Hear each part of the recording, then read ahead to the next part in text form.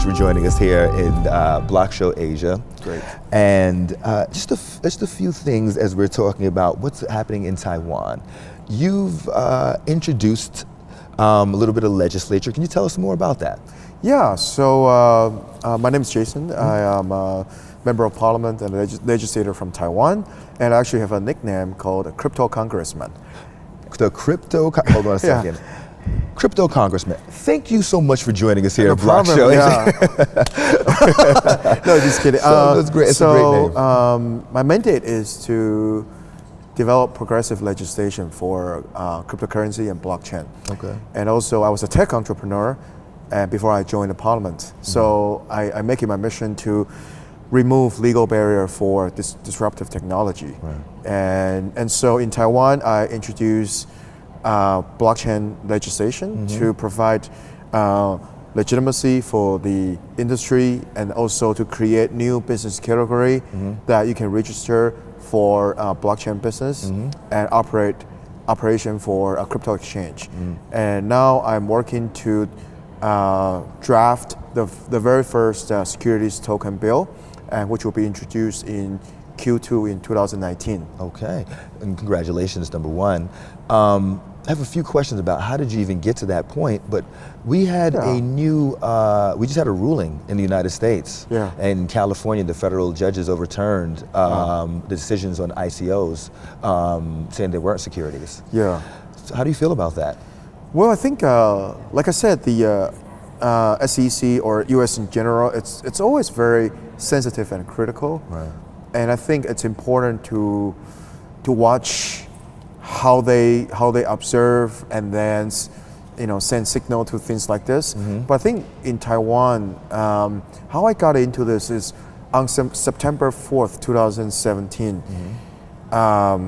China banned ICO, and I observed a lot of projects are fleeing, and a lot of them coming to Taiwan. Right. And I realized this is an opportunity for Taiwan, and I instantaneously told our Prime Minister we should take a light touch approach to this industry and allow the entrepreneurs to come here to set up shops.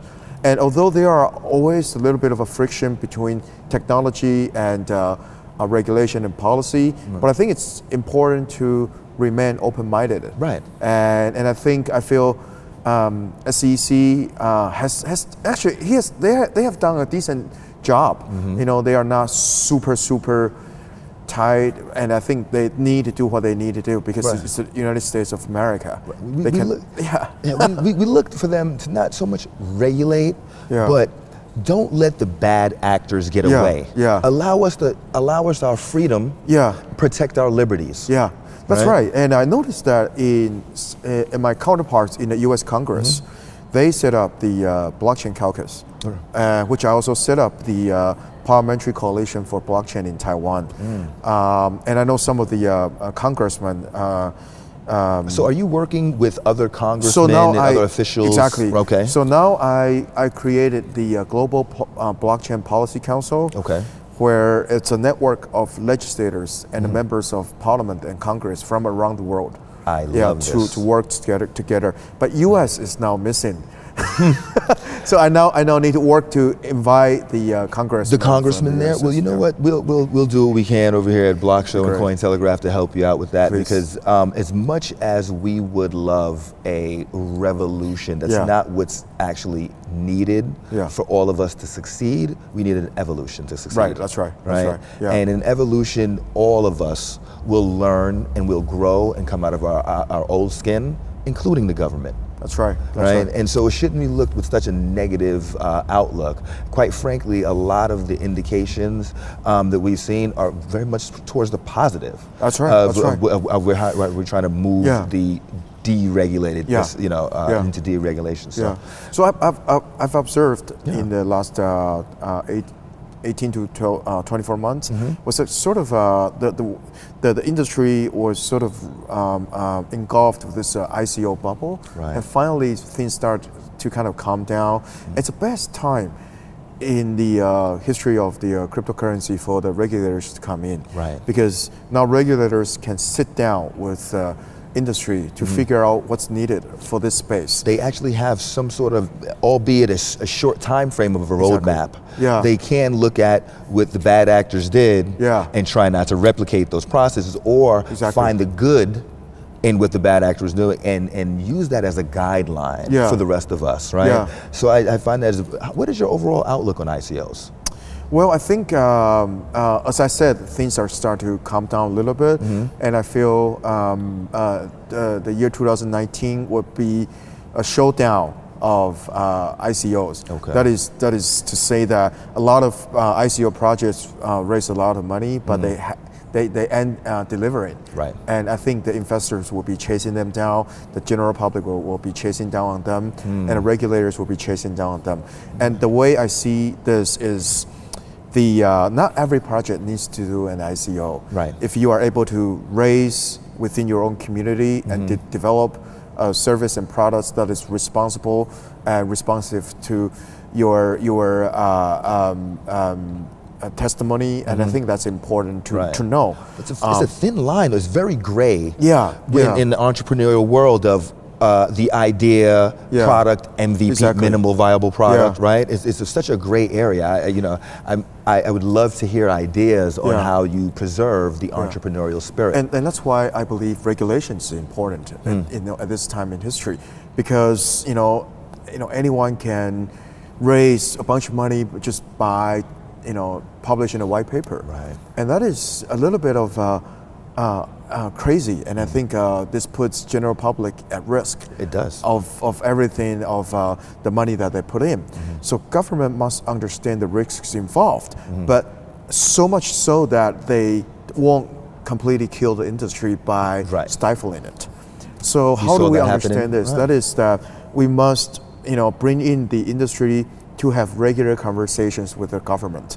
So in Taiwan, I set up a self-regulatory organization that is for all the crypto players to, number one, to self-regulate and to honor the code of conduct that they will work with the government, and also to serve as the vehicle that they would develop the technology to help government to better monitor the irregular activities in this industry. That's very important. How does someone get involved with that?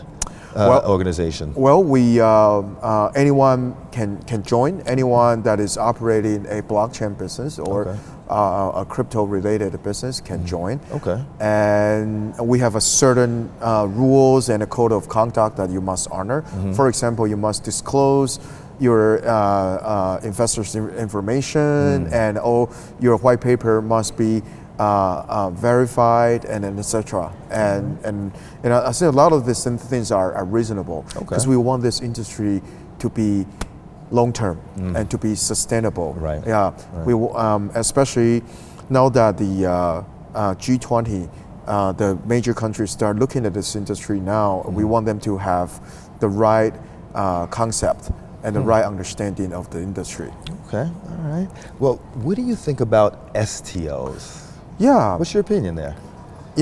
I've been to several conferences where the audience and also the panelists that I was with are very pessimistic about STO, and maybe it's largely due to SEC's quite dark rulings of recent cases. But I wouldn't think so. I feel STO is important because it is a way to make sure that the legacy money and also legacy industry can participate in this newly formed capital market. Why is this important? It's important because up till now, since the creation of Satoshi's white paper and Bitcoin, this industry is somewhat still very much limited to a very small amount of people. And it seems that especially at the bear market, there's a very little liquidity and also fresh money coming in. And why? Because the legacy industry do not understand what's going on here. And also remittance. Exactly. And so I feel with the STO coming in, it provides legitimacy for institutional investors and also for the institutional network and accredited investors to take part in this industry. Even with the pitfalls that can come with the STOs. Even with those pitfalls, you still think that this is something that we should explore further. Exactly, and, and essentially there are various ways to do business in this industry. And for example, some projects you simply just don't have to issue coins, tokens. You can just provide blockchain service for industry adoptions. Some people don't even need blockchain. Exactly. And like I said, this is a database. You know, this is an answer begging for question. Right. And I think the biggest issue that we see around our life is, you know, it's we need more use cases. Right. We need more massive industry adoption. Blockchain and cryptocurrency should be a lifestyle. There should not be a secret to a few. Okay. It should be a lifestyle to many. So government's role should be enable payment and use cases for blockchain and crypto. And I feel that's important. In Taiwan, you can go to an ATM in a convenience store, you can buy Bitcoin. Okay. You can pay your beer, you know, with Bitcoin. So you know, we need more. We need the government to involve themselves, pay taxes with it, regular remittance, and you're on your path to helping us do that. Exactly. And I look forward to working with you, talking with you, and doing anything I can do to help you with that mission. Thank you. I appreciate it. Thank you. Thank you. Thanks a lot.